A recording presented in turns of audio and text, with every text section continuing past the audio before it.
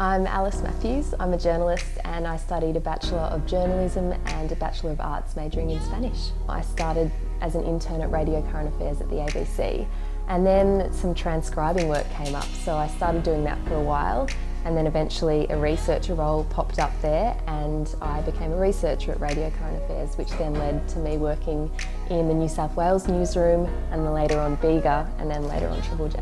Working at Radio Current Affairs was incredibly intimidating because it was current affairs based, obviously, and it was like I felt so out of my depth. But when you feel out of your depth and then you get the job done, you feel a real sense of achievement. To be honest, I was pretty sceptical about journalism when I first started. I didn't want to be that person badgering people in a crowd and being annoying and being nosy, but then I realised what power journalism has to change things and what power single people have just by speaking out.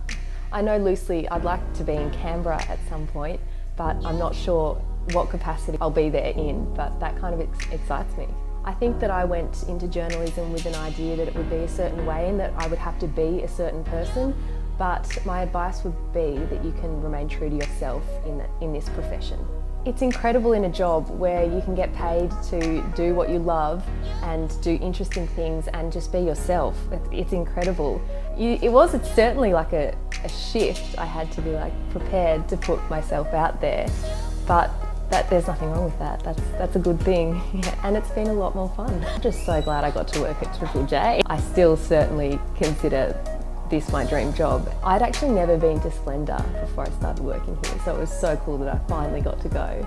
And also just meeting all of the people here that you've listened to before and just getting to know them has been an absolute joy because they're all amazing, and then getting to work with them is even better. I think what I learned from my degree that I'll take with me is to always keep in mind sensitivities and be sensitive with the people that you're working with, and particularly in journalism, remember that they're still people, not just a story.